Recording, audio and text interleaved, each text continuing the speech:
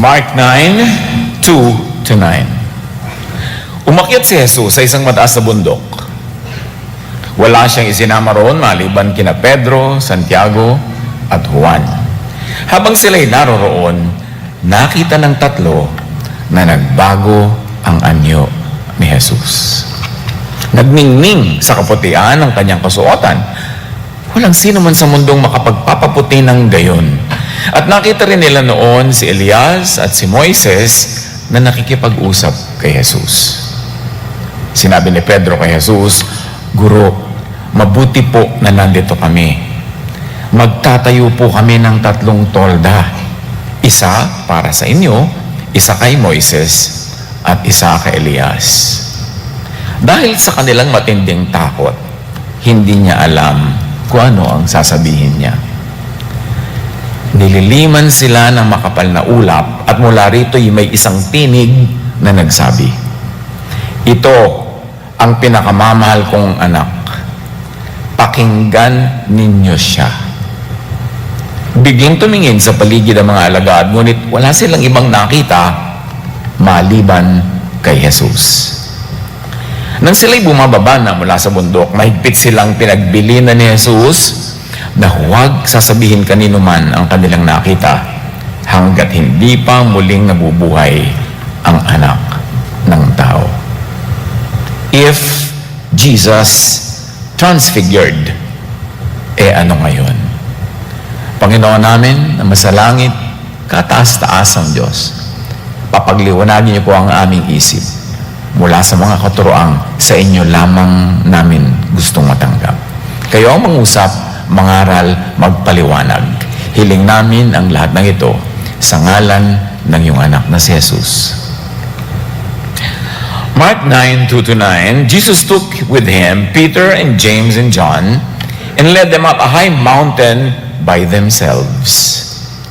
Sa psychiatry, evidence suggests that psychopathological changes such as altered consciousness can occur at high altitudes. Agad may paliwanag sa atin ng siyensya behind the scenes nung naganap sa Transfiguration. Kasi yung 3 disipulong piniling isama na iba sila. Kaya nakakita at nakarinig. May nangyaring pagbabago sa kanila sa pag-akyat nila sa mataas na lugar. Now, the science for high places, it is closer to the atmosphere. The atmosphere is bombarded with cosmic radiations. A high space is free from any obstruction. Any signal can be easily received. And this is why antennas are installed on high towers, especially, if possible, atop hills or mountains.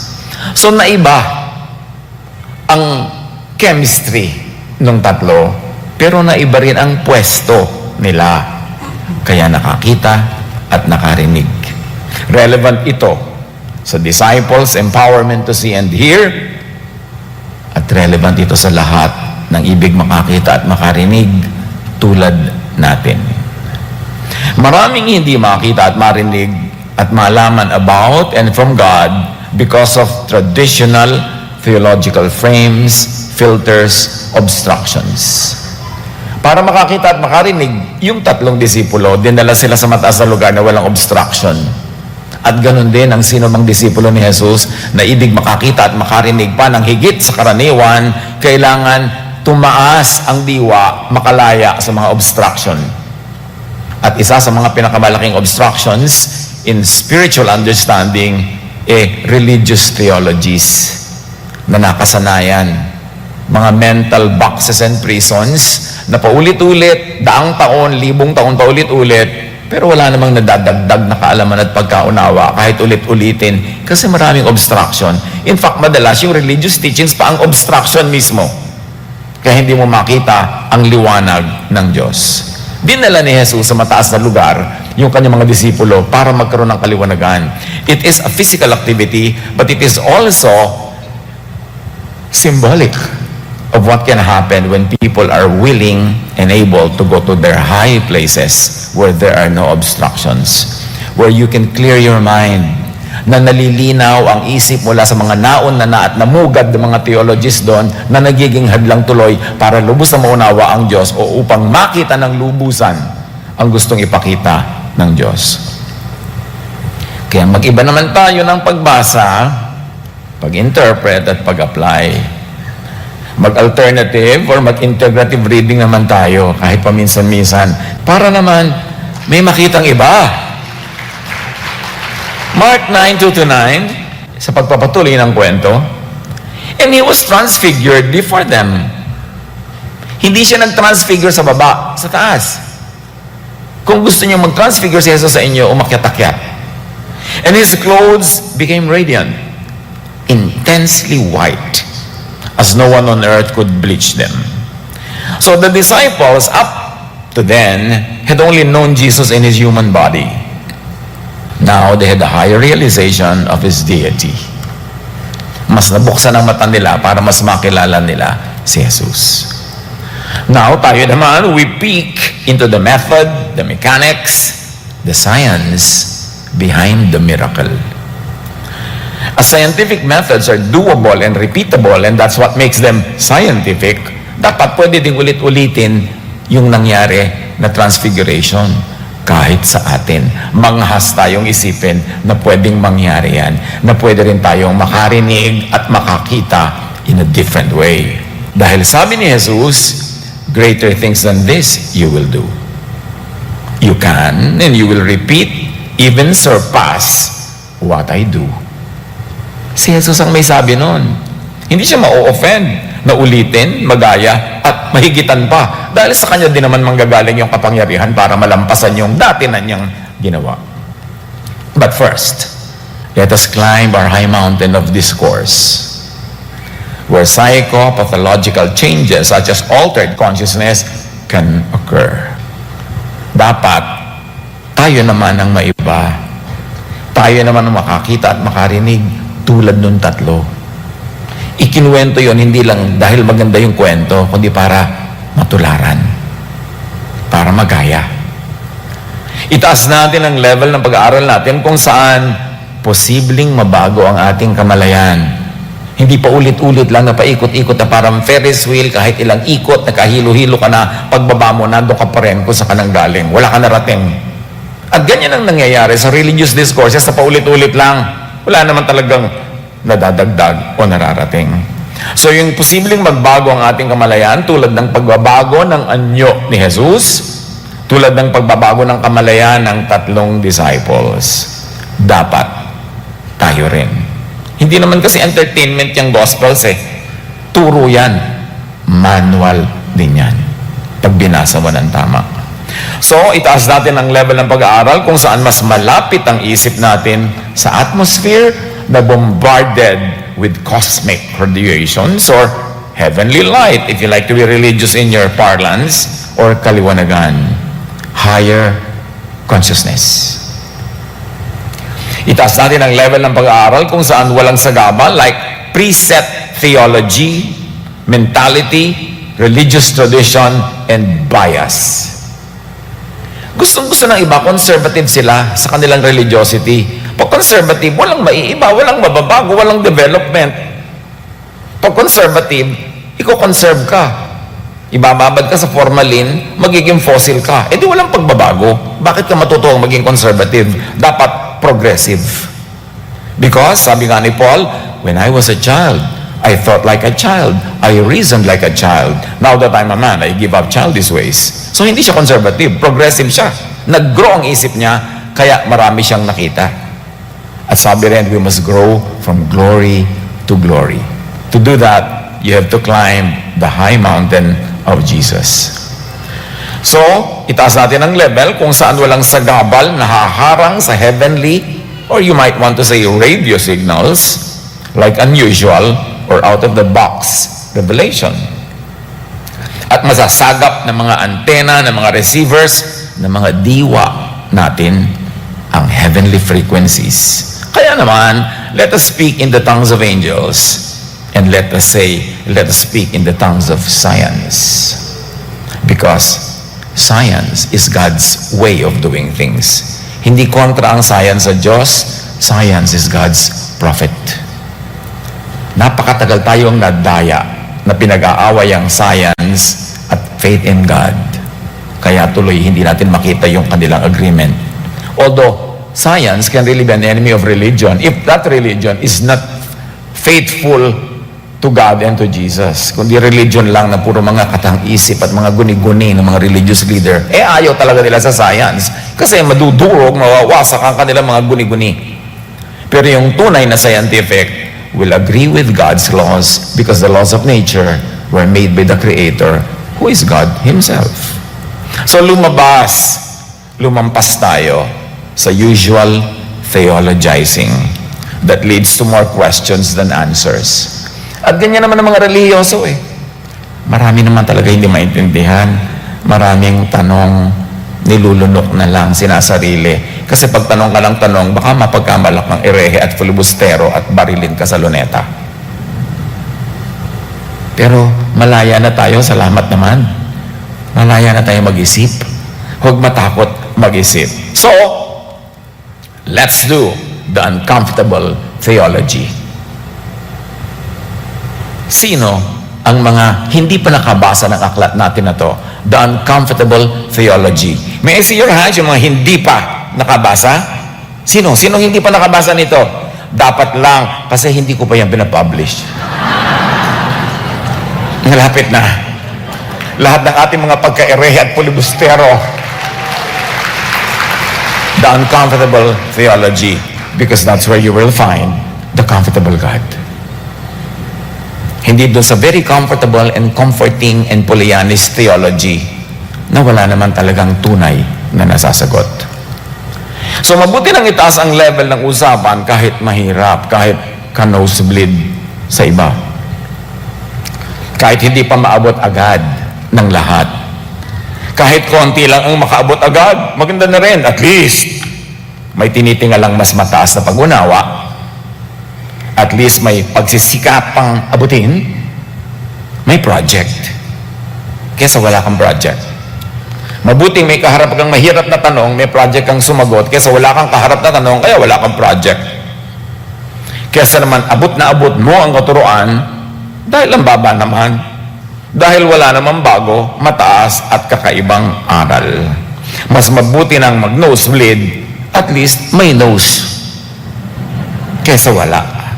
Kaya hayaan nyo, mga kapatid, na mag-speak in tongues in some scientific language kuno ang inyong trying hard na lingkod. Para magsikap tayong lahat na mas tumaas at lumawak pa ang pag-unawa natin. Lumabas tayo sa mga kahon na kulungan ng isip. Because science, as we always like to say, could be God's last prophet. Na siyang magpapakilala talaga at magbubunyag ng mga matagal na inilihim sa atin ng relihiyon. Siyempre, hindi man natin maunawa lahat agad, pero kung makikinig talaga, ay hindi naman tayo masisiro. Mayroong mapupulot. For at the very least, magiging conscious tayo about what we know already and what we do not know yet. At magiging aware tayo kung ano ang malabo pa na dapat malinawan at kung ano pa ang mga dapat tuklasin at maunawa. Sabi nga ni Paul, when I was a child, I thought like a child, I spoke like a child, I reasoned like a child. Dapat umalis na tayo sa childhood mode at mag-mature. Kaya, the uncomfortable theology. To know that we don't know, and to know what we don't know, is the beginning of knowing. Yung ma-realize mong marami pala akong hindi alam, handa ka nang makaalam. Alam niyo kung sino hindi makakaalam ever? Yung akala niya, alam na niya lahat. Wala siyang inquiry, wala siyang space para sa mga bagong malalaman. Ngayon naman, paano pala kung alam niya naman pala lahat ito, yung mga quantum-quantum na yan, mga frequency na yan, at kung sa inyo pala pagkadali-dali lang naman pag-aralan, wow. So, church, halinang magsikap. Sa episode ng kwento, Jesus was revealed as a dazzling white light, almost likened to the sunlight as the best scientific example of a pure white light. It is sunlight that is the best scientific example of pure white light. Yung si Jesus nagbago ng anyo, pagka binasa nyo lang yan sa dating kahon na parang fantasy, parang alamat, wala ka mapupulot. Pero pag hinimay-himay mo yan through the lenses of science, ang dami palang laman. At hindi naman galing sa iba yun, galing din sa Diyos yun, because God is the author of all scientific laws. When combined, all the visible colors of the spectrum, red, orange, yellow, green, blue, indigo, violet, create white light. At si Jesus was presented in the Mount of Transfiguration as pure white light. Can you imagine what happened? How that happened? White light gives a complete perception of colors in the environment. Kaya pagka gusto mong maliwanag ang bahay nyo, ang ilaw nyo, fluorescent lamp, mukha lang nga kayong gasolinahan. Pero maliwanag. Kung gusto mo na magpasosyal, yung mga dim, warm lights, pero natatapilo ka sa dilim. Pero kung gusto mo talaga liwanag, ayaw mong malungkot, tulad ng maraming matatanda nun, ang gusto nila, ang tawag nga dyan, daylight. Diba? Yung fluorescent lamp para maliwanag. Parang daylight si Jesus. Sunlight, daylight, nakita tuloy nung tatlo. Yung kanina, hindi nila nakikita without the Jesus light. And that was the images of Moses and Elijah. Dahil naliwanagan, nakita ng lubos. White light is more efficient at illuminating spaces than colored lights can. Kaya yung ang profession nila sa entertainment, sa gabi, red ang light, para maganda ang kutis. Para rin mga isda sa palengke, di ba, medyo may reddish light, para mukhang sariwa. Alam nga naman na mag-ilaw ka ng white light, edi na-booking ang lahat ng mga bakukang mo at mga kung ano-ano. Kaya dapat may lighting. But white light doesn't tell lies. Sasabihin niya talaga.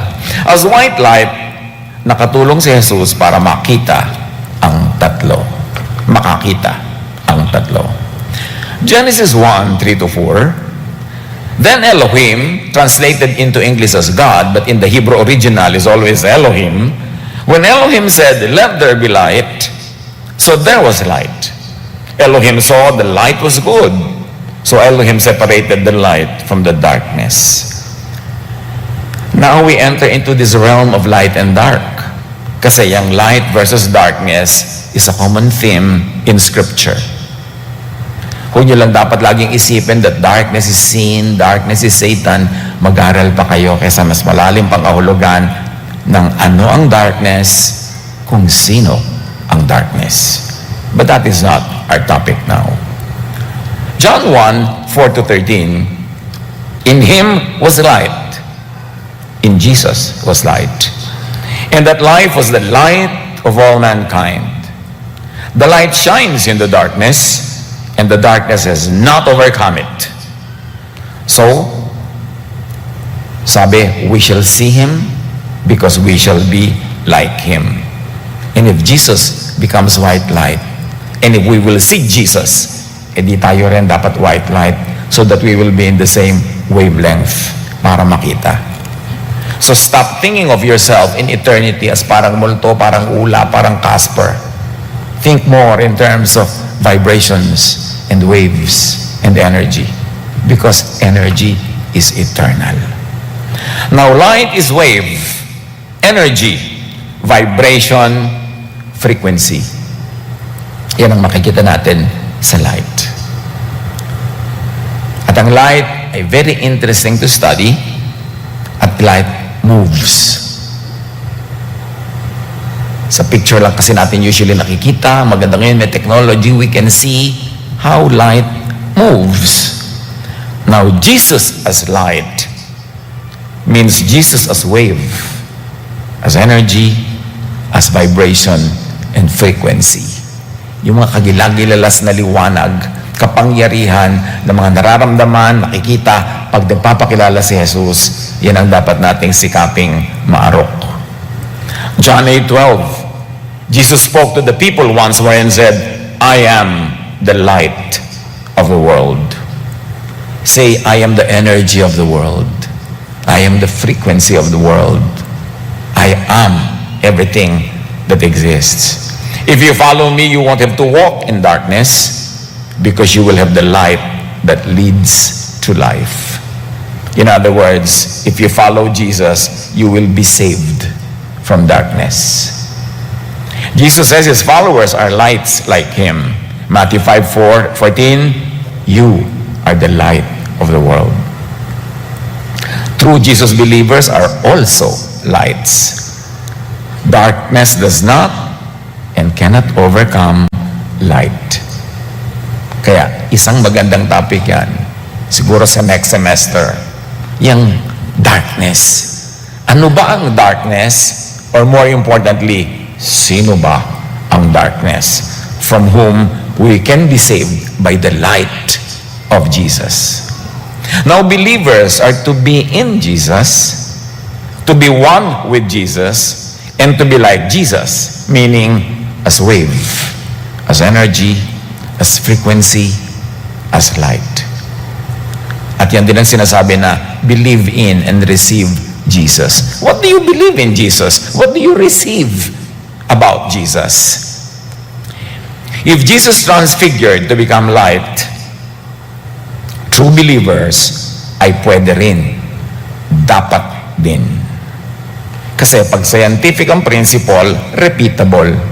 Dapat nauulit, kaya na-verify yan ng yung peers, ng yung fellow scientist. Kasi yung methodology mo, uulitin nila sa laboratory nila, they will come up to the same results. Ibig sabihin nila, oh, this is a scientific fact. It can be established as a fact. So, ganun din yun. Napakahalaga that we will be able to transfigure. Or baka naman, transfigured na tayo, hindi pa lang natin kita. Kasi limited yung vision natin right now. John 14:19 to 20, before long, the world will not see me anymore, but you will see me. Parenthetically, because we are in the same frequency, in the same vibration, in the same wavelength, therefore you will see me. Because I live, you also will live. Parenthetic, those who vibrate, resonate with me, will live with me. On that day, you will realize that I am in my Father, parenthetic, I resonate with the Father, and you are in me, parenthetic, you resonate with me, and I am in you, parenthetic, I resonate with you. Huwag kayo mahilo sa kanyang bagay. Paikot-ikot din kasi mag-explain kumisan si Jesus. Because Jesus is a circle, truth is a circle, and it's only in the circle where the beginning is the end. That's why the circle is eternal. Kaya dapat ang mga truth na ina-explain mo, kayang ipaliwanag through a circle. Circular, cyclical, ganun ang katotohanan na hindi nagmamaliw.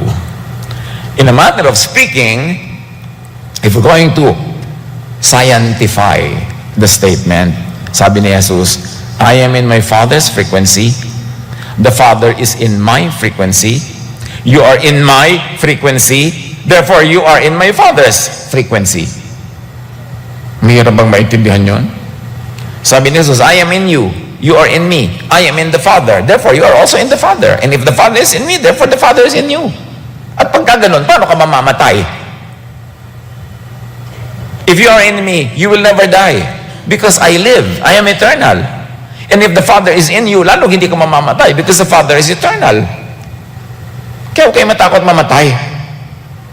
Kung alam na alam nyo, naniniwala kayo kay Jesus, naniniwala kayo sa teaching ni Jesus, at rin na religious parlance, tinanggap nyo na si Jesus, huwag na kayo matakot dyan sa kamatayan na yan.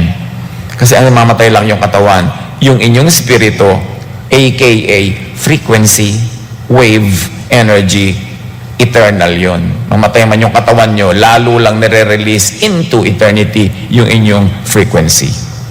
In other words, Jesus was saying, ikaw, kayo, ako, ang Ama, we are all in this together. We are in this circle of life. I, the Father, and you are in one frequency.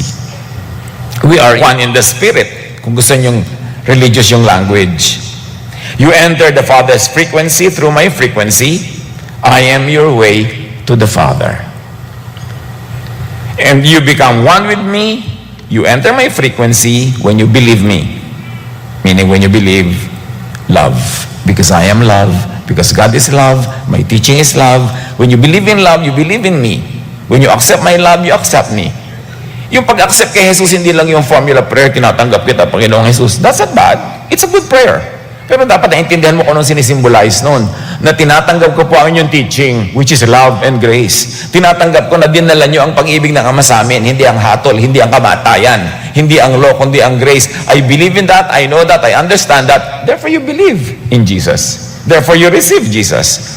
Pero yung iba kasi, yung formula prayer lang ang ginagawa without understanding kung ano yung nire-receive nila from Jesus. Kung ano yung pinaniniwalaan nila about Jesus. Kaya ang tagal-tagal nang tumanggap kay Jesus, pero takot na takot pa rin mamatay. Under the law pa rin, hirap na hirap pa rin sa pagiging religyoso. Kasi hindi naintindihan kung ano ibig sabihin to receive Jesus. Sinimplify lang na formula ng dasal na akala mo pag yumuko ka, ipikit ang iyong mata at repeat after me. Yun na nga yun. It's not bad, pero yun lang ang entry door into what it means. It is not the end. That is why we are saved by accepting Jesus. Meaning by accepting Jesus' teaching, which is love. Tapos yung mga ibang legalista, mahilig sa law, nililibak yung love. Akala nila, pag love ang sinasabi mo, para ka bang hippie na peace man, love, make love, not war. Nililibak nila yung love. God is love. Napakahalaga nun. Ayaw kasi nila ng love Ang gusto nila law, because if religion is under the law, yung mga law enforcers, yung mga religious leaders are powerful. Nakakapagparusa sila ng mga member, nakakapagtiwalag, nakakapagdisiplina, kung ano-ano. Because the law empowers the enforcer. Kaya ayaw nila sa grace. Then, like the sun or the fluorescent lamp, we emit what we receive. And when we receive love, we vibrate in the love frequency. Yan ang proof na anak ng Most High God. Ang isang tao, love. Kaya di ba sabi ng kanta, and they'll know we are Christians by our love. Not by our doctrines, not by our laws, not by our distinctives, but by our love. When you love, it cannot be hidden or faked. You know why not? Because love, like you, is vibration. Love is frequency. When you love, you emit the frequency of love. Kaya kahit pusa, aso, kahit sino mang ayop, alam nila pag mahal nyo sila. Kasi may frequency ka. Nababasa din yun ang frequency niya. Nilalang din siya ng Diyos. Ang aso, alam pag natatakot ka, lalo kang tatawalan, lalo kang bubuskahin. Kasi yung frequency of fear mo, nararamdaman ang frequency niya. Everything is frequency. Kaya pag nagsinungaling ka, alam agad yan sa heaven, hindi na kailangan may mag-report because even lies are frequencies. When you lie, you enter the frequency of lies. And the whole universe knows it. Kaya yung spirit of healing, the frequency of healing, yung sinasabi nilang placebo effect, many of us know about that. Experiments, isang grupo ng pasyente, papainom mo ng gamot na hindi naman talaga gamot, pero sinasabi mo, gamot yun. At isang pasyente, papainumin mo ng gamot, na gamot talaga. Pero yung sinabihan, na gamot yun, at nanalig, nagalingan din, kahit yung ininom nila ay hindi tunay na gamot. Kasi yung frequency nila umandar nasa frequency of healing. Kaya na-heal na sila. Pero uminumin ka man ng isang drum na gamot, kung ang attitude mo, ang ugali mo ay ayaw mong maniwala sa gamot na yon, nasa frequency ka of doubt and fear, lulubog ka sa tubig tulad ni Pedro nung nagkaroon ng doubt and fear because you operate according to your frequency. Nasa religious parlance, tinatawag nilang according to your faith. Because faith is frequency. Everything is frequency. John 3:16, for God so loved the world that He gave His one and only Son, that whoever believes in Him shall not perish, shall not be in the darkness, parenthetic, but have eternal life. Imagine when you believe you have eternal life, belief pa lang yun. This is not believing in doctrines. This is not believing in religion or a religious group. But believing in Jesus or believing in what He teaches, which is love. And when you vibrate in love, when you operate in the frequency of love, you enter the frequency of God, who is love. You enter the frequency of the divine that is eternal. Therefore, you have life. Kaya sabi, and you, the world will know you by your fruits, by your love.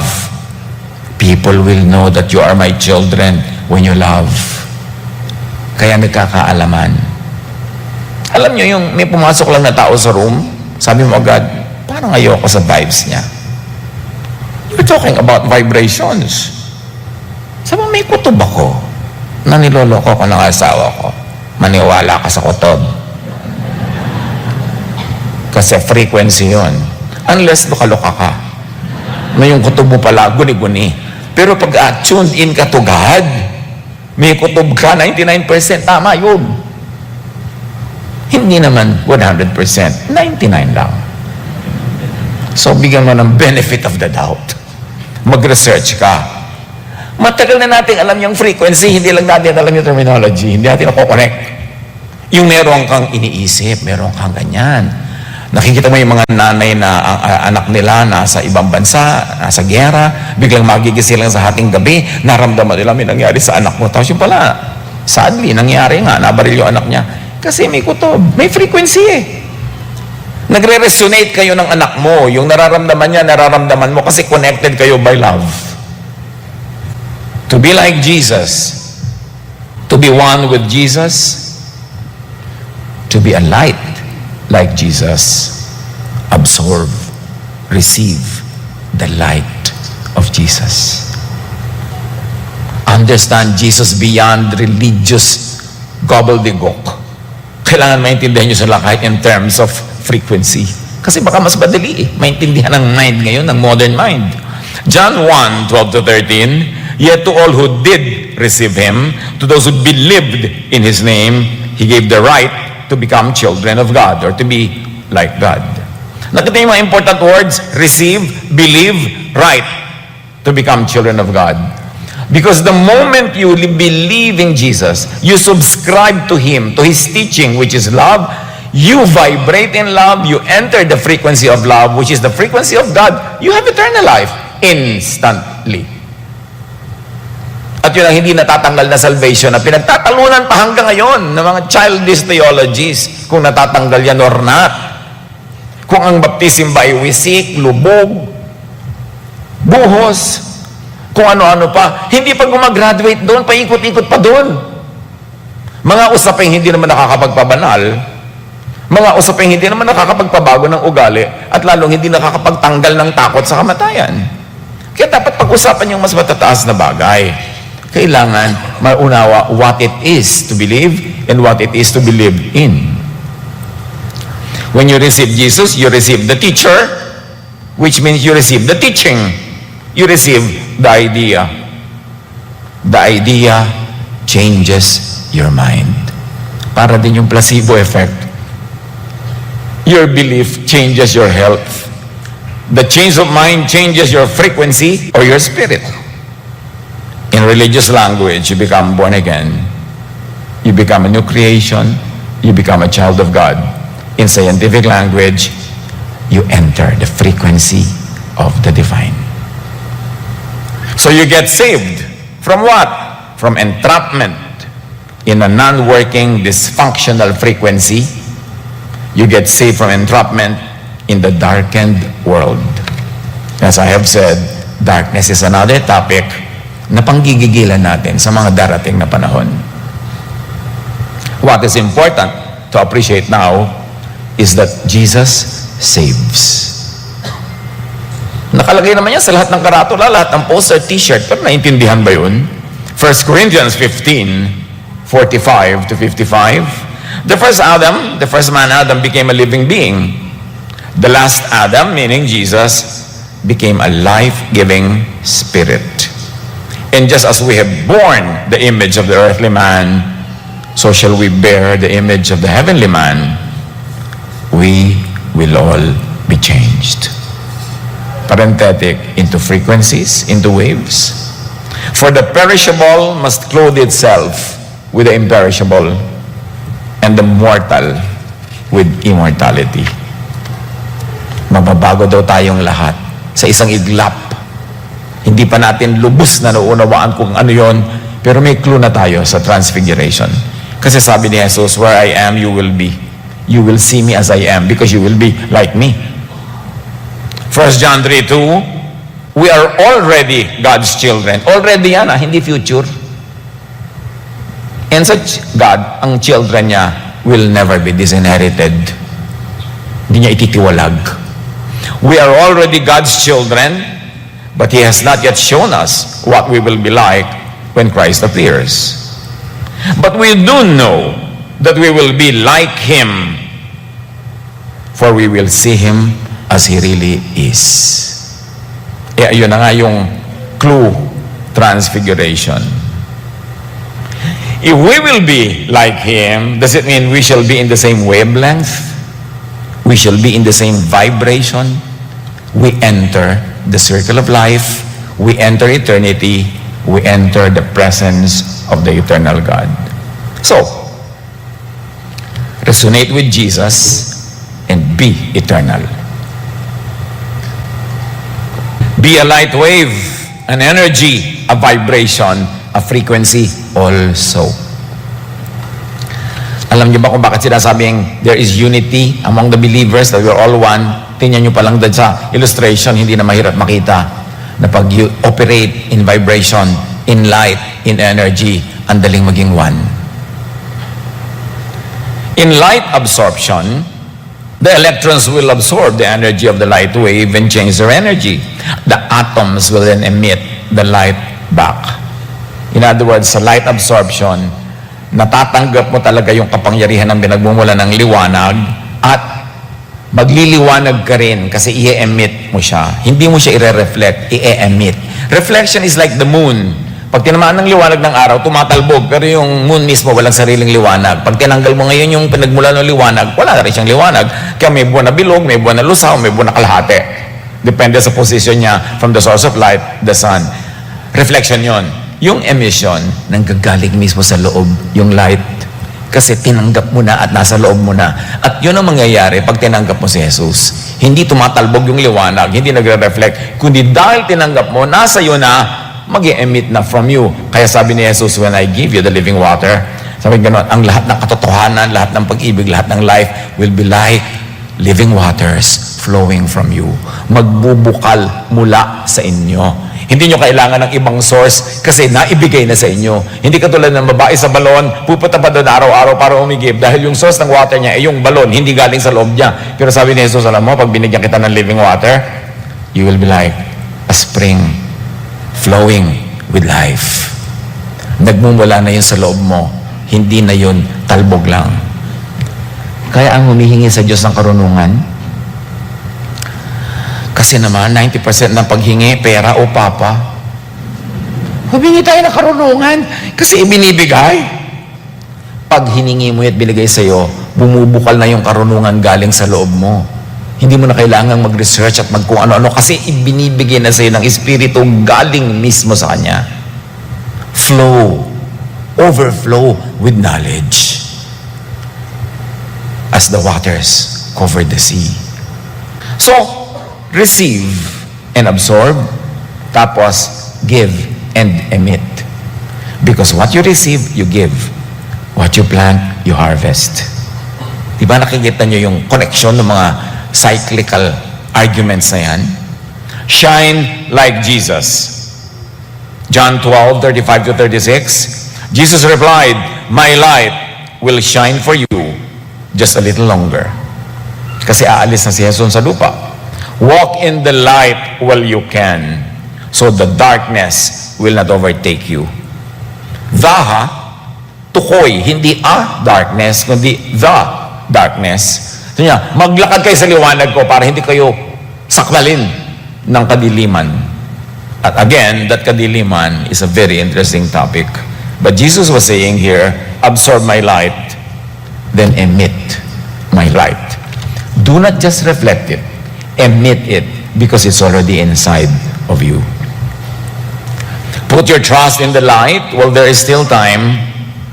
then you will become children of the light, not children of the darkness.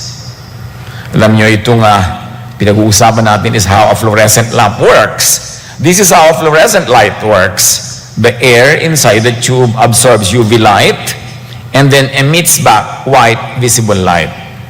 Magpanggap na kayong naiintindihan nyo ang drawing. Tulad ng umaattend tayo ng mga physics classes noon. Diba? Ngayon, picturean nyo yan, i-research nyo, pag-aralan nyo pa kung hindi nyo makuha agad-agad. Matthew 5:16, in the same way, let your light shine before others. So vibrate in the Jesus light and frequency. Do good, love. Yun lang yun eh. At the end of the day, it's really just love. Tulad ng sinabi natin nung huli, kung nalilito ka dyan, hindi mo maintindihan, nosebleed, ang tandaan mo na lang, love na lang. Mag-love ka na lang, yun na rin yun lahat-lahat. Palakpakan naman yung mga ayaw nung physics. Love na lang. Pero pwede naman talaga yun eh. Maganda lang naiintindihan mo yung details, mas na-appreciate mo eh. If God could take the form of frequency, then all children is in and about frequencies. When you believe in and receive Jesus, you receive the Spirit of Jesus. In other words, you receive the Jesus frequency. Hayaan yung paulit-ulitin ko para may malakas na retention, ha? So napakahalaga, when you believe in and receive Jesus, you are born again, you are changed.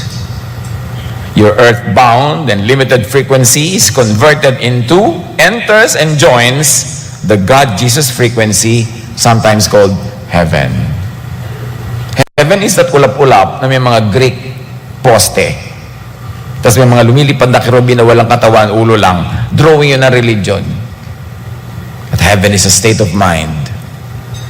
Heaven is your frequency. If your frequency jives with the frequency of God, therefore, you are in heaven. You vibrate in the God vibration. You become one with Jesus and the Father. You enter eternal configurations. You enter eternity. You receive eternal life. What you hear and believe can change you. Tandaan nyo, ang nadidinig can change you.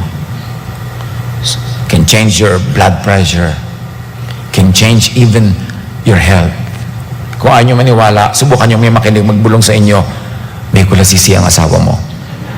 Pag hindi nag-init ang punong tainga mo, lumabas ang uhog mo, tumaas ang mga palpitation mo, tell me what you hear changes you. So dapat ang nadidinig natin mga salita ni Jesus para mapalitan tayo, mag-change into Jesusness.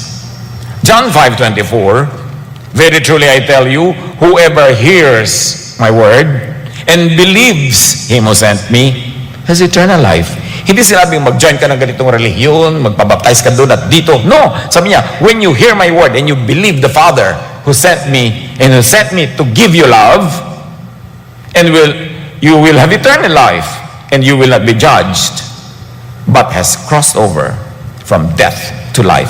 Past tense na yan, ha? Pag naniwala ka kay Jesus, sa amang nagsugo sa Kanya at sa mensahe Niya, which is love, tumawid ka na, nandun ka na sa eternal life. Hindi ka tatawid pa lang pag namatay ka, tumawid ka na. Tapos na. At pag namatay yung katawan, naging lubos ang pagtawid because now your frequency is no longer limited by your physical body, but now it is free to join the universe.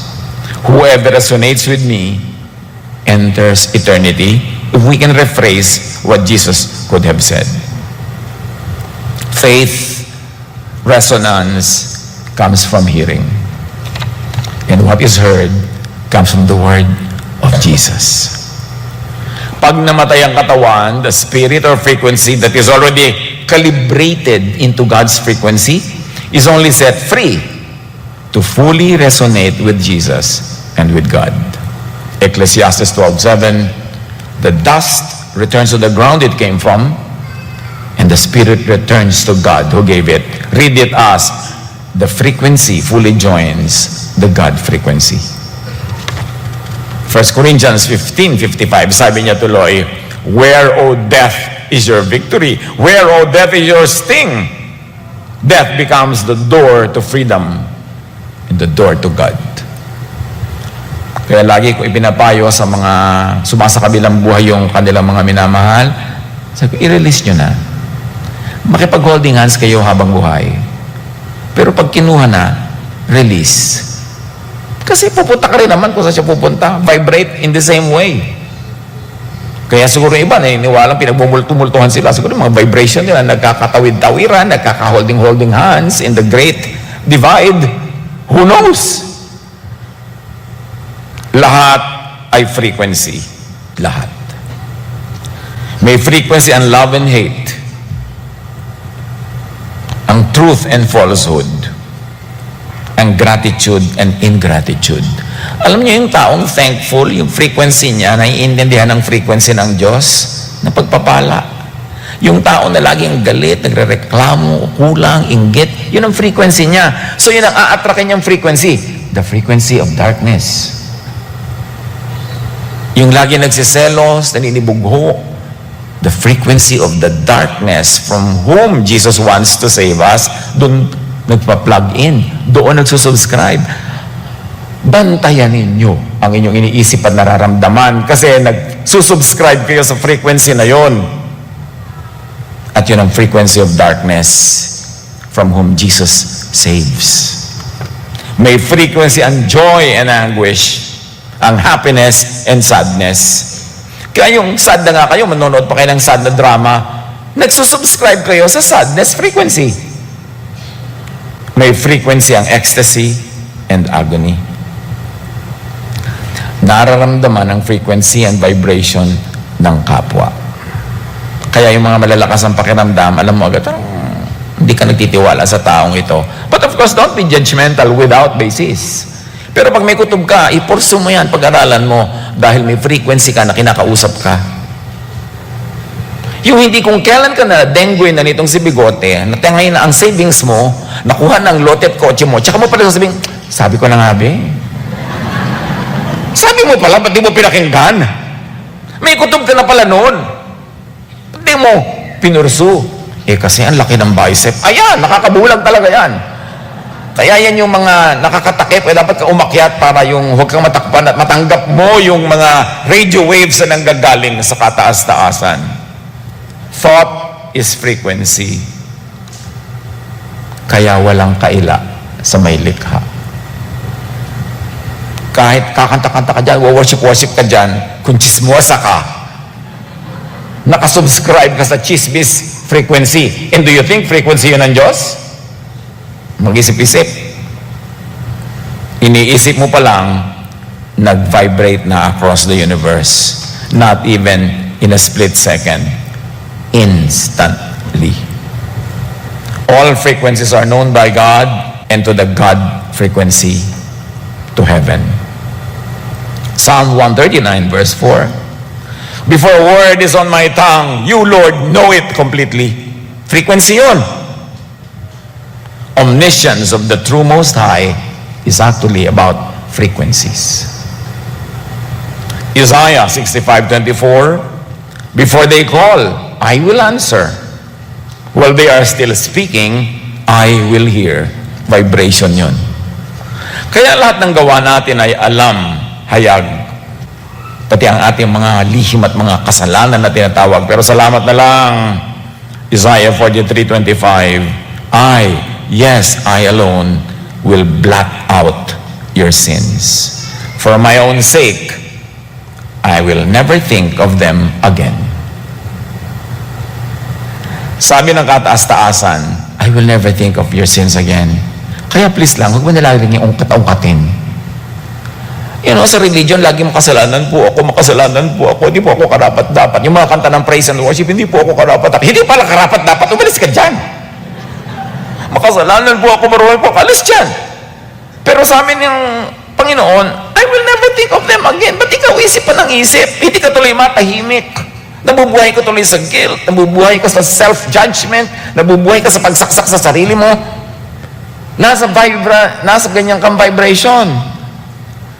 Let's put our sins behind us as God has put them all behind us because God already blots them out with the blood of Jesus. Nilimot na yan. Huwag na natin gawing laging agenda at agenda natin yung sin ng iba. Inuusig mo yung sin ng iba, binabantayan mo. Ibang frequency yan. Kaninong frequency yan? Tama, darkness. Pasado ang section na ito. Ngayon, sinabi na nga ng kataas-taasan, I will not think of them again. Tapos lagi tayong uusigin ng law and prophets. Ano yun? Kaya dapat mag-isip. Flow in the Jesus light. Flow in the Jesus wave. Light can be reflected or it can be emitted, as we have said before. Reflection is light from another source bounces off an object like the moon. Emission is an object absorbs light and then gives it back. Dapat ganyan ang nangyayari sa true believers. The sun absorbs the energy of fusion and then gives off its own light. Kaya pag totoong tumanggap kay Jesus, ang nangyayari dapat emission, not reflection. Ganyan dapat ang Jesus believers, receive, have, and then emit the Jesus light. Hindi man natin kita yan with our naked eye, God sees that light. Everybody in the spiritual world sees it. Kaya hindi ka makakapagkaila. Huwag reflect lang ng reflect after an emotional fix called worship. Maganda nagwa-worship, maganda yung praise and worship, pero lagi ako nagwa-warn, huwag kayong mag-isip na kung nagtaas kayo ng kamay, kumanta kayo, tumiwari kayo, gumulong kayo, nagtumbling kayo, nag-worship na nga kayo. Madami, emotional fix lang. Gustong-gusto lang niyang lungkot, umiyak, magsaya, tumawa, tapos pag-uwi, pareho lang uli. Ibig sabihin, hindi yun emission, reflection lang. Hindi galing sa loob, tumalbog lang, kaya nawawala din agad. Seek the true light from the true source, who is Jesus. Huwag makontento sa praise and worship. Dapat, meron kang oneness with the divine. Na kaya nagpe-praise and worship ka, kaya nagpe-pray ka, kaya nagsisimba ka, nasa loob mo. Kasi, nasa iyo na talaga, like living water. Maganda yung uma-attend ka ng mga religious activities kung nafe-feed ka ng Jesusness. Maganda yung nagpe-praise and worship kang ganyan kung talagang nararamdaman mo at naidadramatize ang pagkaramdam mo sa kapayapaan na ibinibigay sa iyo ng Diyos. Pero yung pagigiltihin ka ng pagigiltihin ng mga kanta hanggang mag-iiyak ka dyan, pati tulihi ko mo, lalagay mo sa donation box kasi guilty ka eh. Dapat joy ang nararamdaman sa totoong pagsamba. Kaya tinatawag natin yung ating event na Jesus Celebration. Hindi na natin siya tinatawag basta na worship service. Kasi parang program lang, parang umattend ka lang worship service. Pero yung Jesus Celebration, celebrate mo talaga yung light ni Jesus na nasa yung kalooban. Mark 9, 2-9, siya nga pala may kwento tayong pinag-uusapan, balikan natin. And his clothes became radiant and intensely white, as no one on earth could bleach them. What can Jesus as light do with and for believers, followers, that no one else on earth could do? John 14:6. I am the way, the truth, and the life. No one can come to the Father except through me. In other words, no one can vibrate to the Father except through my vibration. No one can enter the Father's frequency except through my frequency. And the Jesus frequency is love. Generic love, not branded religion, is the way, is the frequency. Huwag tayong madaya na pagsali sa isang relihiyon ang paraan para tayong makipag-isa sa Diyos. No, you must join the Jesus frequency. So you enter the frequency of the divine. Mark 9, 2-9. Ito pala yung kwento. And there appeared to them Elijah, representing the prophets, with Moses, representing the law. Yung buong kadyuhan, katuruan ng mga Israelita, the law and the prophets. And they were talking with Jesus. And Peter said to Jesus, Rabbi, it is good that we are here. Let us make 3 tents, one for you, and one for Moses, and one for Elijah. Natataranta si Pedro kung anong sasabihin, kaya sabi niya, ipagpapatayo ko kayo ng mga monumento. For he did not know what to say, for they were terrified. And a cloud overshadowed them, and a voice came out of the cloud. Obviously, the voice of the Most High God. This is my beloved Son. Listen to him. And Jesus gave us the name of the Most High God. As he was dying on the cross, he said, Eloi, Eloi, lama sabachthani. Binanggit niya ang pangalan ng kanyang ama. Pag-aralan niyo yan. Nililiman sila ng makapal na ulap at mula rito may isang tinig na nagsabi, ito ang pinakamamahal kong anak. Pakinggan niyo siya. The voice singled out Jesus as my beloved Son, not Moses, not Elijah. Therefore, superior to the prophet and the law. At sabi pa ng voice, listen to him. Parenthetic, not to Moses, not to Elijah. Listen to my Son. Jesus displaces and replaces Sinai's stone tablets of the law as the divine standard requiring human obedience. Simple sentence lang ng Most High God meant everything. Sabi niya, ayan si Moses, law. Ayan si Elijah, prophets. Eto si Jesus ang anak ko. Sa kanya kayo makinig. Kailangan pa bang i-memorize yan? Dapat pa bang malito kung kanino dapat makinig? Kaya pinagdudukdukan natin yung Jesusness eh. Nagdudugo ng mga tenga ng mga tao kaya Jesusness. Kasi nga, pinagkahalo si Moses, si Elijah at si Jesus. Parang mga numbers sa tambiolo, kakalugin ang lumabas. Ay, Moses ngayon, ito ang atin, law tayo. Di ba? Ito prophet tayo. Sabi, listen to him. Huwag kayong malito. Ezekiel 36:26, I will give you a new heart and put a new spirit in you.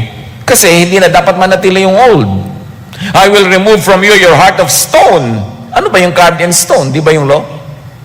And give you a new heart of flesh, which is love. Talaga naman, the law hardens the heart. Observe, law-based Pharisaic religiosity. Nakakapagpatigas ng puso. Nakakagawa ng lahat ng mga inhuman and cruel acts against fellow believers in the name of the law. Kaya sabi niya, papalitan ko ang puso niyo, alisin ko yung bato, gagawin ko ang flesh that feels, that loves. Tapos na ang law and prophets. Enter love and grace. So God introduces his Son and demands that they listen to him. This command implies that Jesus' instruction is to be seen on a level with God's commandments, above the commandments of Moses and the prophets. Colossians 1:15, the Son, not anyone else, is the image of the invisible God.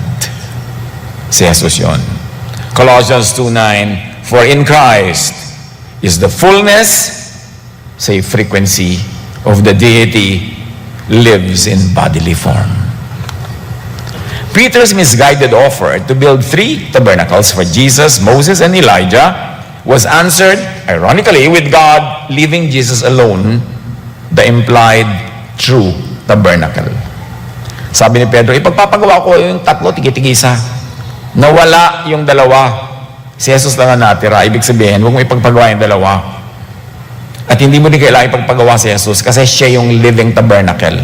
Siya mismo yung tent of meetings. This voice of God can be explained by resonance. Bakit nila nadinig?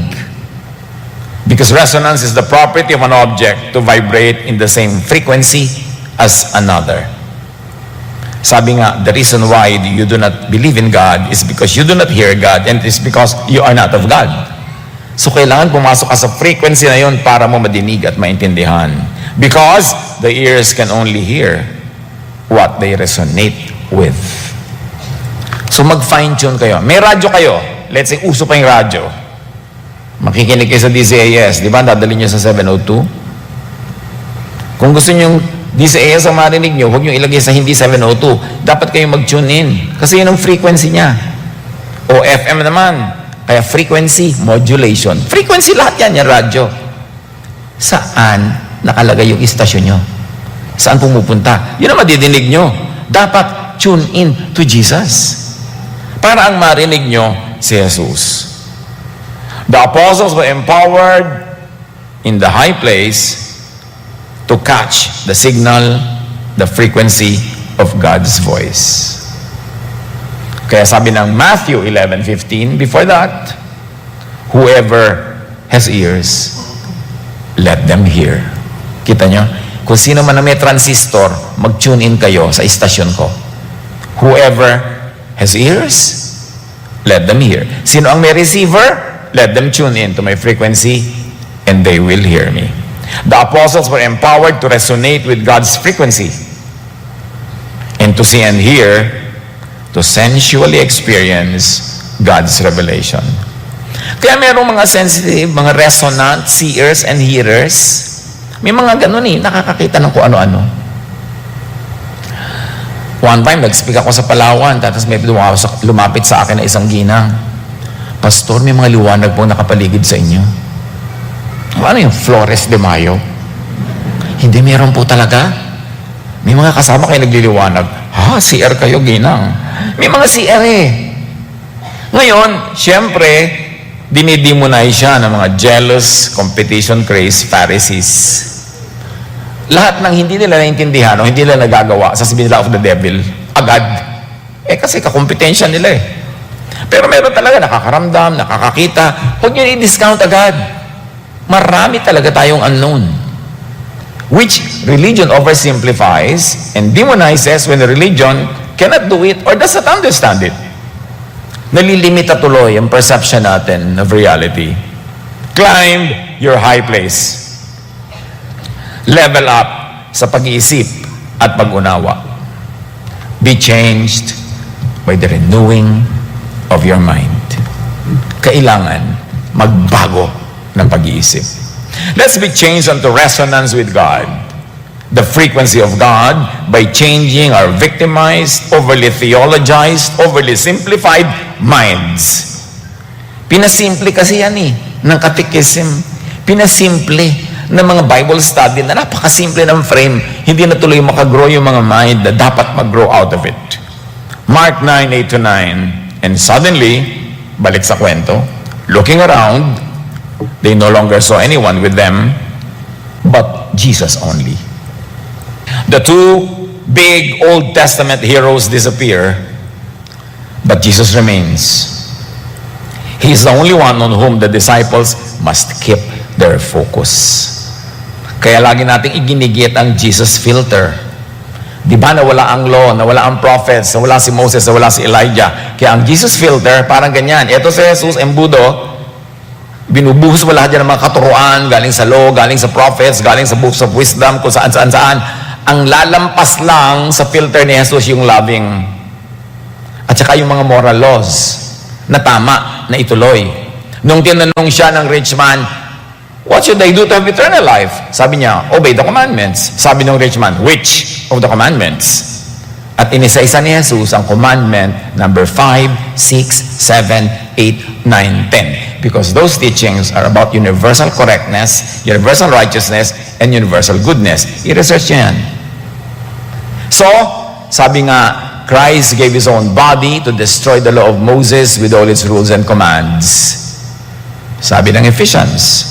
So, yung hindi lalampas sa Jesus filter, mga teaching, mga verses, kung ano-ano, yung ipinapabato ang babae dahil makasalanan, ilagay na yan sa filing cabinet. Kasi history na yan. Hindi na yan current. Hindi na yan lalampas sa Jesus filter. Yung mga teachers na nagtuturo ng mga kalupitan, itiwalag siya, tanggalin yun, batuhin yun. Hindi na yan papasa kay Jesus. Huwag yung paghaluhaluin. Kaya nandyan yung filing cabinet. Lahat ng hindi pasado sa Jesus teaching, history, file na. Ang current, ang effective, are all that teach love. Kaya sabi ni Jesus, when you love, you obey all the commandments. That is what all the commandments are all about. Romans 10:4, for Christ is the end of the law. Walang sequel. End na. Luke 16:16, the law and the prophets were proclaimed until John. Hanggang John lang. Pagkatapos nun, hindi na sila effective yung lahat ng hindi lalampas sa Jesus filter. Hanggang kay John the Baptizer lang ang law. Tama na, tigilan na. Nakakapagpahirap sa kapwa, nakakapagpatigas ng puso, nakakapag-alis ng peace. Luke 16:16, since the time the good news of the kingdom of God is being preached, and everyone is forcing their way into it. Good news na, gospel na, love na, kaya sinasabi naman natin, ano church? Wow, tama, love na lang. Naunahan nyo ang PowerPoint. Mukhang nakikinig kayo talaga. Mark 9:2-9, as they were going down the mountain, he charged them to tell no one what they had seen until the Son of Man had risen from the dead. This implied that a time of proclamation would follow this period of silence. Pero matagal na yun.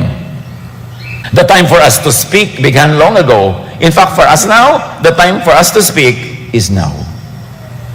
Dapat nang ituro na tama na yung law. Dapat nang ituro na Jesus-less na love na, the time for us to speak is now. The time to think in terms of frequencies is now. Romans 12:2, be changed by the renewing of your mind or the renewing of your vocabulary. Romans 6:19, I'm speaking in familiar human terms, parenthesis, in your vocabulary, because of your natural limitations. So you see, kitang-kita natin sa scripture mismo, na sometimes the languages that are used are because of the limitation of the hearer. But now, we are much less limited than the people 2,000 years ago. We can now talk in terms of frequencies and vibrations and energies instead of mga soul lang and multo and dead and etc. Kasi mas mayaman ang ating vocabulary thanks to prophet science. Today, God can speak to us in the new language of science and technology. Today, God can speak to us through probably God's last prophet, science. Today, think and speak in the latest available language. Listen, church. Think of prayers, wishes, words, emotions as frequencies that can resonate with a God frequency. Kaya importante na tayo rin nagiging mga frequencies na in our thoughts, in our wishes, in our vocabulary. Because yan ang naka-plug in to the divine. That is why Jesus teaches private, personal, wordless prayer. Di ba kayo nagtataka? Sabi ni Jesus, when you go to your room, close the door, talk to your Father in secret, and the Father will reward you. And don't be like the unbelievers. Don't use many words.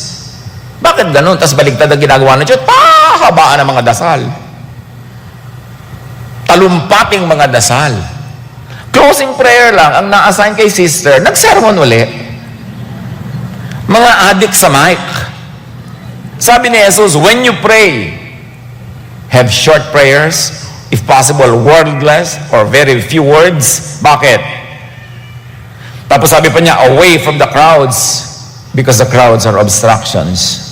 Siyempre, pag magpe-pray-did ka, sa dami-daming tao, nagiging conscious ka pa sa pronunciation. Pag mali pa yung pronunciation mo, nakakalabitan yung mga chismosang kapre.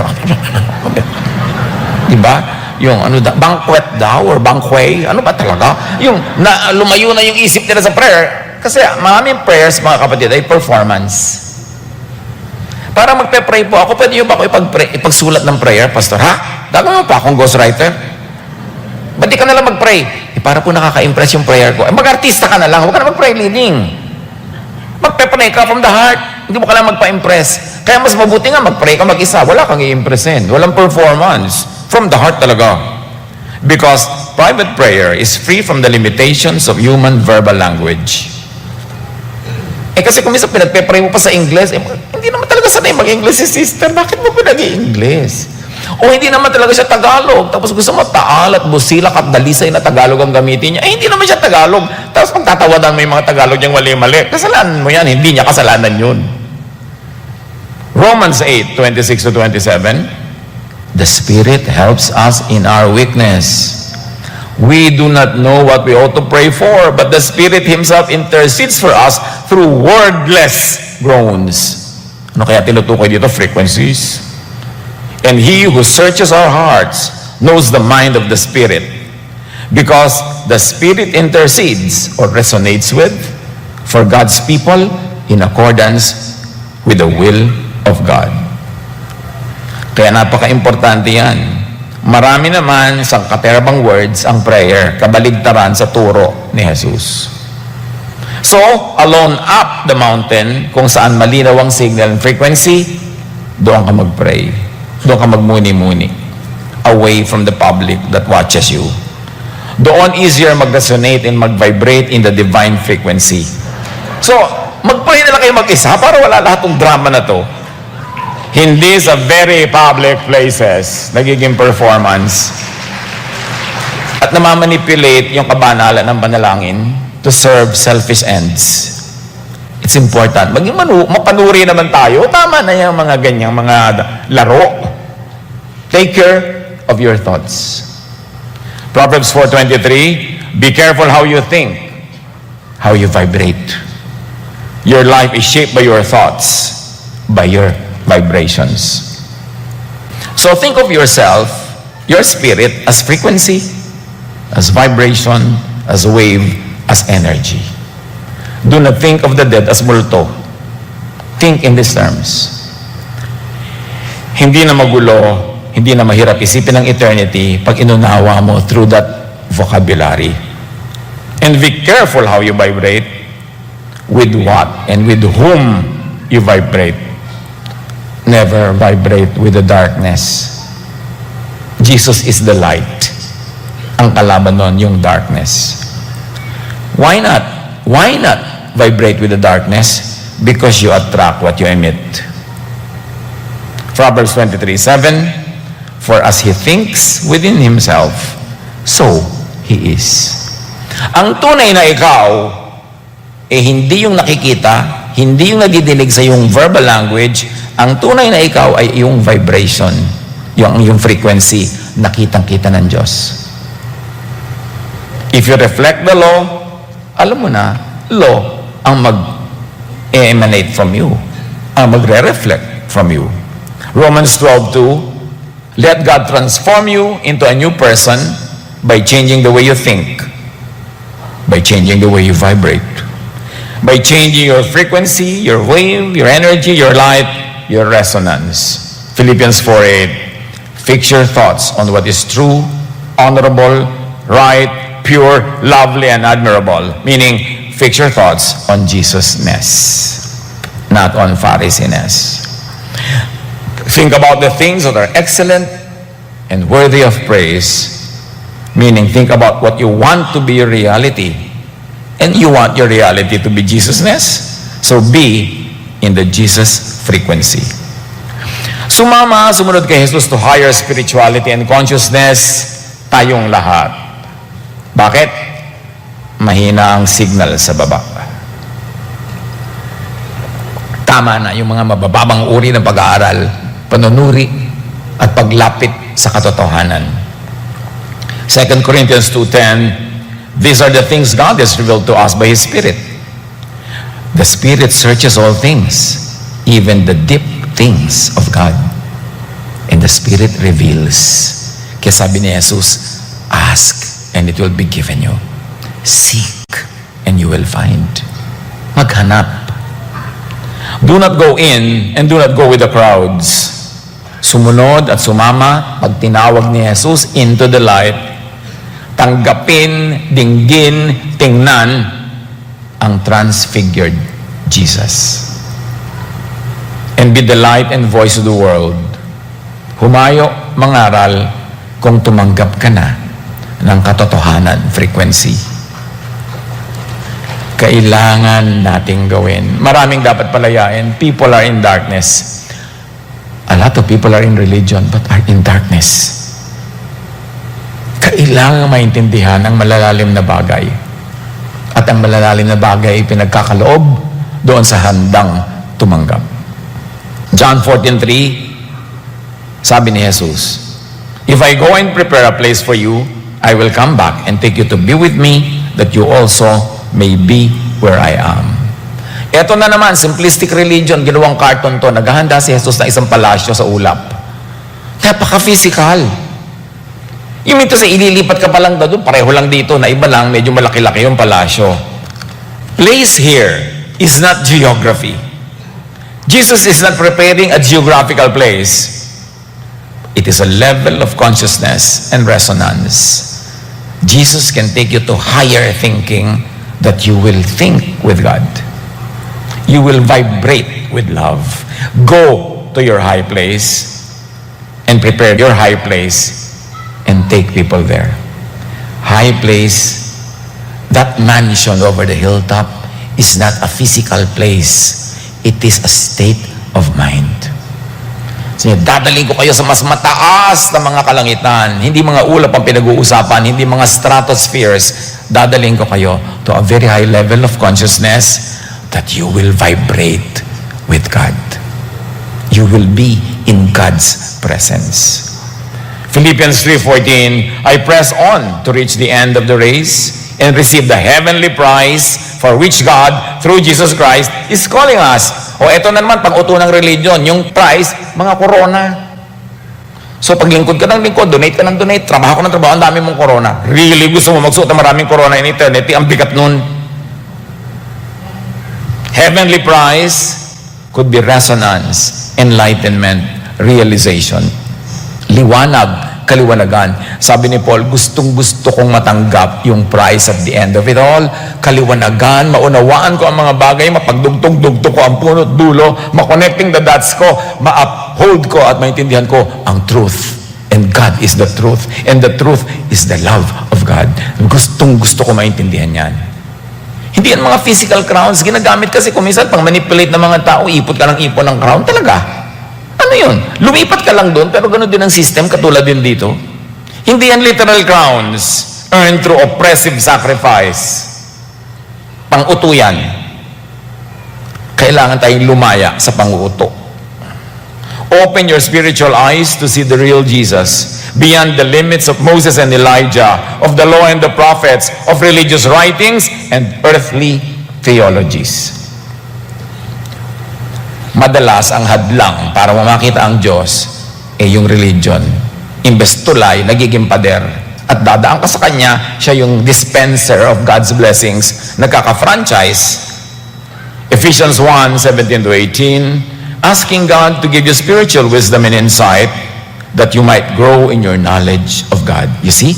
Grow in your knowledge of God. Not knowledge of our doctrines, not knowledge of our distinctives, but knowledge of God.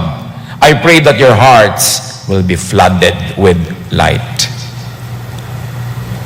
Stop treating Jesus as equal with Moses or Elijah in the law and the prophets. Hebrews 3:6-9, but Jesus deserves far more glory than Moses. Ang linaw niya na, Hebrews 3:3-6. Romans 7:6, but now, by dying to what once bound us, we have been released from the law. Released from the law. Released from the law. Why are you still bound to the law? So that we may serve in the new way of the Spirit and not in the old way of the written code. Not in the old way of the written code. Isipin niyo mabuti. Mark 9:2-9, nililiman sila ng makapal na ulap. Nakiisa sa kanilang Ama because ang gusto ng Ama, unity, oneness, togetherness in His cloud. The Father, Jesus, seeks oneness with each other and with the believers.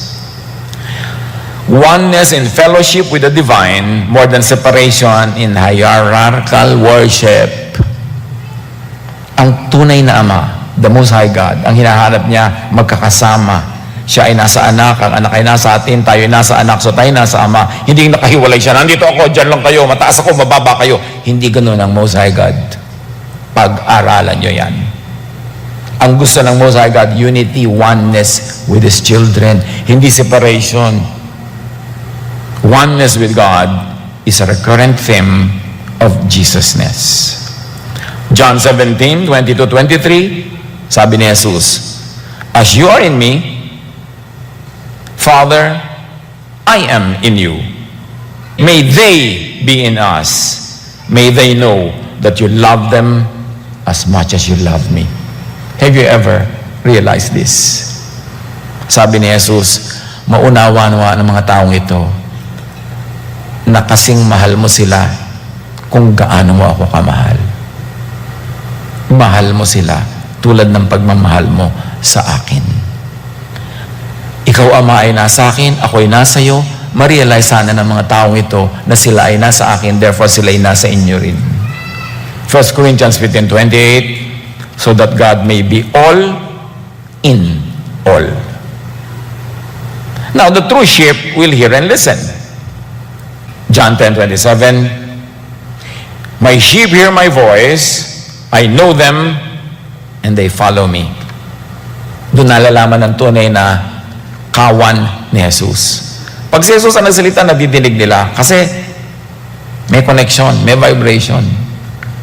Nagre-resonate. Pero yung mga hindi anak ng Diyos, yung ayaw maging anak ng Diyos, nonsense sa kanila to. Hindi nila to maintindihan kasi hindi nagre-resonate. Matthew 7:24, anyone who listens to my teaching and follows it is wise, like a person who builds a house on solid rock. Katalinuhan na makinig at sumunod kay Jesus. John 12:50, His command leads to eternal life. God is eternal. God is love. Those that love become one with God. They become eternal. The law leads to judgment and death. Love leads to life. 1 John 5:13-15, I write these things to you who believe in the name of the Son of God, that you may know that you have eternal life. Dapat niyong malaman na meron na kayong eternal life kung nananalig kayo talaga sa anak ng Diyos. If Jesus transfigured, tayo pwede rin. Tayo dapat din. Tayo rin. If Jesus rose from the dead, tayo pwede rin. Tayo dapat din. Tayo rin. If Jesus has eternal life, tayo mayroon din. John 20:31, by believing in Him, you will have life. 1 John 5:12, whoever has the Son or love has life. Vibrate, resonate with Jesus. If Jesus is the light of the world, tayo rin. Mabuhay ang Diyos, mabuhay ang liwanag.